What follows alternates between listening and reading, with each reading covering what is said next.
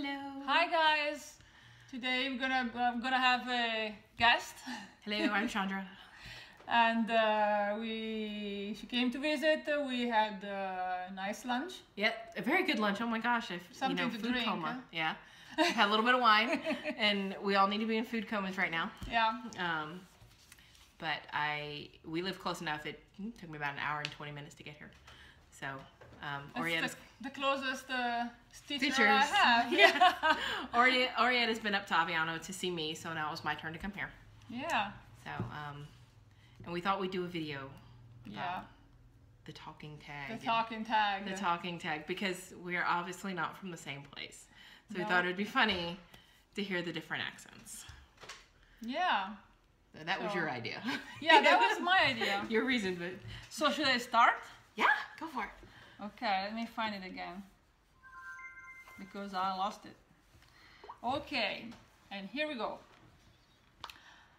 Ant, route, wash, oil, theater, iron, salmon, caramel, fire, water, sure, data, ruin, crayon, toilet, New Orleans, pecan, I guess, both, again, probably, spitting image, Alabama, lawyer, coupon, mayonnaise, syrup, pajamas, caught, and now, well, do that and then we answer the question. So for me, it's ant, root, wash, oil, theater, iron, salmon, caramel, fire, water, shore, data, ruin, crayon, toilet, Nolans, because that's how we say it when we're from there. I got it totally wrong. Well, you only say it if you're from there. Not everyone knows. Yeah. Pecan, both, again, probably, spitting image, Alabama, lawyer, coupon, mayonnaise, syrup, pajamas, and caught. Okay, so now we do the question and we both answer. Yeah. Okay, so what is called when you throw toilet paper on a house? We don't do that. We call it TPing in Louisiana. What is the bug that when you touch it, it curls into a ball? I don't know a bug like that, but I found that it's a potato bug. You call them potato bugs. We call them roly-polies, or I've heard some people call them pill bug, but I usually call them a roly-poly. Okay. Because they curl up into a little in a ball. roll. Yeah, in a roll. rolls. What is the bubbly carbonate drink called? And it's, we call it bibita gasata. We call it soda. Yeah, that's easier. Or actually, well, soda, but it's soda, but in Louisiana we call it Coke. And if you go to a restaurant, and I think Organic Granny said the same thing, and there's a motorcycle. Yeah. You either order Coke or Pepsi, and then if it's a Pepsi product, you tell them what Pepsi product, and if it's a Coke product, it's Diet Coke, regular Coke, whatever. It's the brand, not the actual soda. Mm-hmm. That's interesting. We're very weird. It was very weird when I moved to Idaho, because they're like, you want a what? I want a Coke. He asked what kind. I know. I want a Diet Coke. It made sense to me and my brother, who were the only two Southerners in our school, though. Yeah. But the rest of the world is confused. So what do you call gym shoes? And I call them gym shoes. Tennis shoes. What do you say to address a group of people? I would say, hey. Y'all. Y'all. Y'all. What do you call the kind of spider that has an oval-shaped body and extremely long legs? We don't have that in Italy, so I didn't have a name for it. We call them daddy long legs. What do you call your grandparents? And they're nonno and nonna. Mimo and papa. What do you call the wheeled contraption in which you carry grocery at the supermarket? In Italy, it's a carrello. In English, I would call it a car. A buggy. A buggy. A buggy. What you call when rain falls, when the sun is shining, it's, I don't know, piove col sole. We, in the town I grew up in, we called it liquid sunshine. Liquid sunshine. Yeah. Oh, that's beautiful. So, well, I've heard it called sun shower too, but we never did it. It was always, oh look, it's liquid sunshine. That's nice. And what's the thing you change the TV channel with? It's a telecomando. A clicker. A clicker. A clicker. Where's the clicker? That was fun. It was. Yeah. A short and to the point. Yeah. Thank you, Tracy. Thank you. Okay. Okay. And now we're going to do Adele's For Reals tag, because for reals, y'all. Oh no, where'd the questions go? Okay. So, question number 1. For reals, what level stitcher do you consider yourself to be? Oh, I think I'm intermediate. I would say that, so, yeah. And I would say I'm advanced. I've been stitching now for longer than one should be to not even be 40 yet. I've been stitching since I was 7, so most of my life I've known how to cross stitch, and I think I can do just about everything I've ever tried to do. I actually was able to do everything I tried to do, but yeah. Some of it takes a little more practice. There's still some stitches that I'm like, what? How am I supposed to do that? Yeah, some patterns do that to me. Yes. Hey, we all know we know what patterns give us all headaches. Yeah. We all know. So, for reals, how many whips and UFOs do you honestly have? These include things you gave up on or threw out.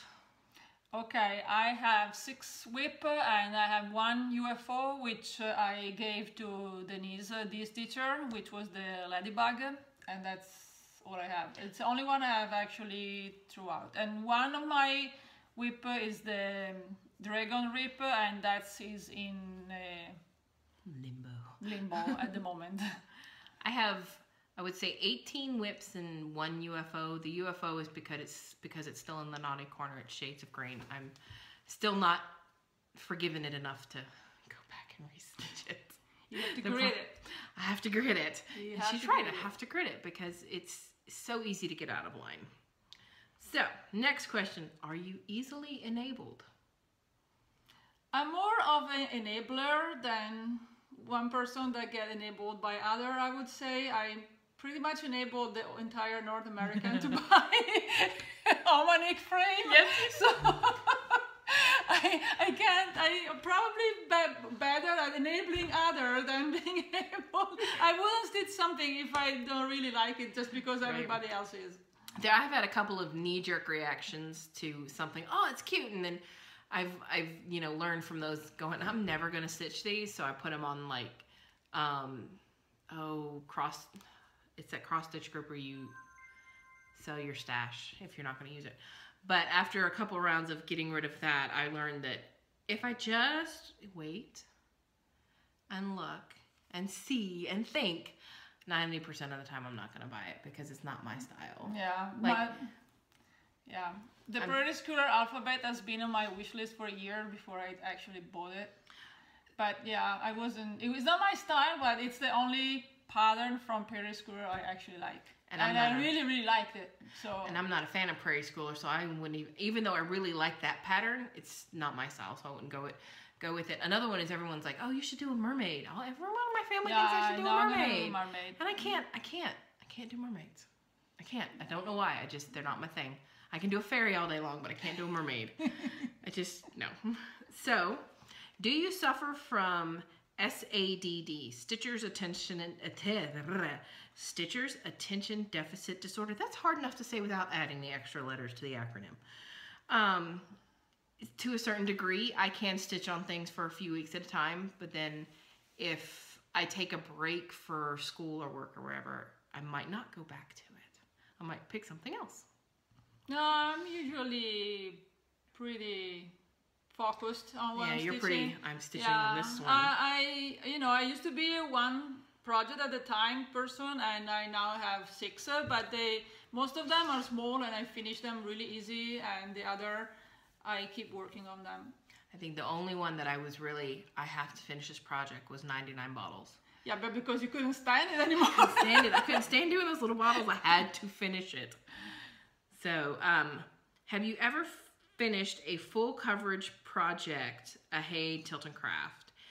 If your answer is no, how far have you gotten on one? I have finished a full coverage. It is residing with a family member. It's no longer in my possession, but I've only ever finished the 1.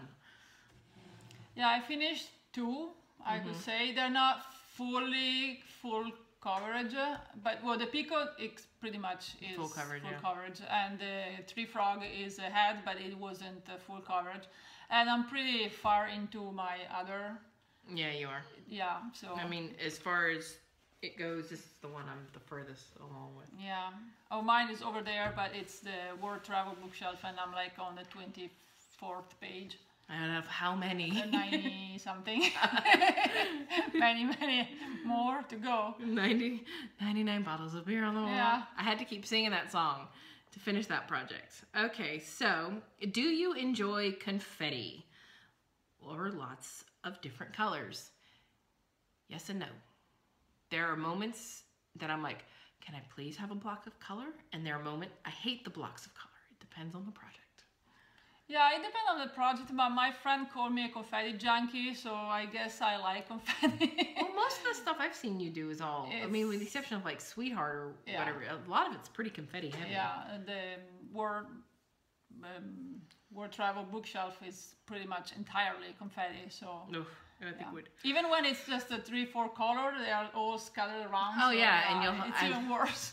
I love having the one color on the one page in the most random spot. And you're like, there's not another of this symbol in the entire page. Well, I have some of the pattern that has like out of like 100,000 stitches, 9 stitches in one color. Oh yeah, I know.